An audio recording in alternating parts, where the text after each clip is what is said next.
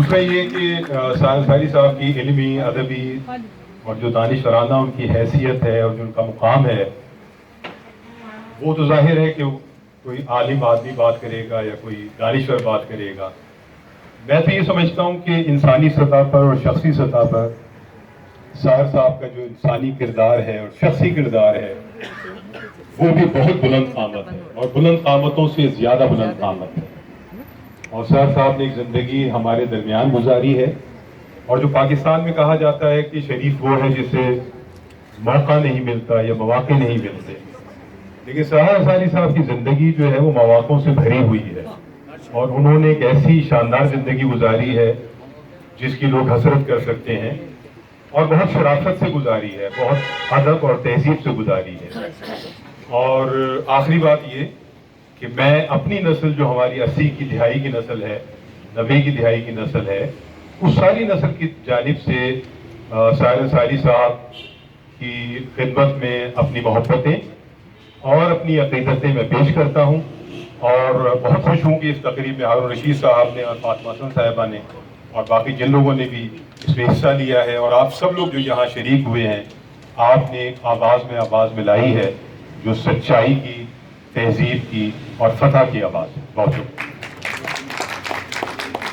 میں 2-3 منٹ لوں گی کیونکہ میں گزشتہ 30 سال سے ساحر بھائی کے ساتھ مشاعرے پڑھ رہی ہوں. اس سے پہلے کالج کے زمانے میں بھی پڑھتی تھی کچھ عرصہ، اور گزشتہ 25 سال سے ساحر بھائی میری ادبی انجمن دریچہ کے صدر ہیں. میں جب بھی آرٹس کونسل جاتی ہوں سب سے پہلے ساحر بھائی کے کمرے میں جا کے ان سے ملتی ہوں اور ان سے ایک ادبی ڈیپتھ حاصل کرتی ہوں، ایک عظمت، ایک ادبی جو شخصیت ہوتی ہے اس کو خود میں، اس کا عکس خود میں دیکھنا چاہتی ہوں. اچھا، اس کے علاوہ ایک میں مختصر بات کروں گی. میں صرف ایک واقعہ بیان کروں گی جو ساحر بھائی کے کردار کی عظمت کی گواہی دے گا. میں نے 8 سال نوائے وقت میں مرتب ادبی کالمز لکھے ہیں. ایک وقت تھا کہ سب نے امبر کے خلاف محاذ بنا لیا تھا. میں نے نہیں لکھا تھا، لوگ پیچھے بھی باتیں کرتے تھے اس پر بھی، میٹرو کے مسئلے پہ. لیکن لوگوں نے کہا تم کیوں نہیں لکھ رہے ہو، کیا تم ڈر رہی ہو؟ یہ وہ. امبر میری بہترین دوست، میری ہمعصر، طریقہ کے تمام پروگراموں میں شریک، مجھے سب سے زیادہ داد دینے والی، میری سب سے مضبوط ساتھی.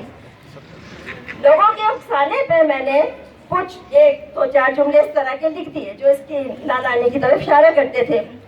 ساحر بھائی مجھ سے سخت ناراض ہو گئے. ساحر بھائی نے امبر کے سامنے نہیں، اکیلے میں مجھے کہا کہ تم نے یہ کیوں نہیں لکھا، وہ پی ایچ ڈی کی تیاری کر رہی ہے. تم نے یہ کیوں نہیں لکھا، تمہاری اتنی عزیز دوست ہے. تم نے یہ کیوں نہیں لکھا، 4th فلور پہ چڑھ کے ہم لوگ تمہارے گھر، تمہارے پروگراموں میں آتے ہیں. میں قائل ہو گئی، میں اس بات کی قائل ہو گئی. لیکن یہ کہ درمیان میں تھی تو میں نے بھی منہ پھلا لیا. میں ساحر بھائی سے بات نہیں کرتی تھی کہ ساحر بھائی نے مجھے کیوں ڈانٹا. آکسفورڈ یونیورسٹی کا پروگرام تھا جو پچھلے دنوں ہوا ہے، یہ کلفٹن پہ ہوتا تھا.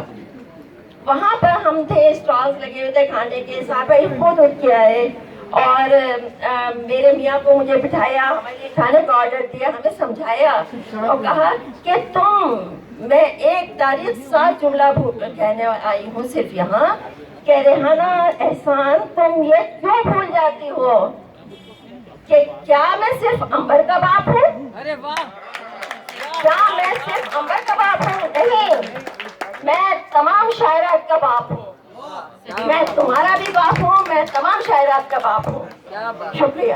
بہت اچھا، بہت بڑی بات ہے.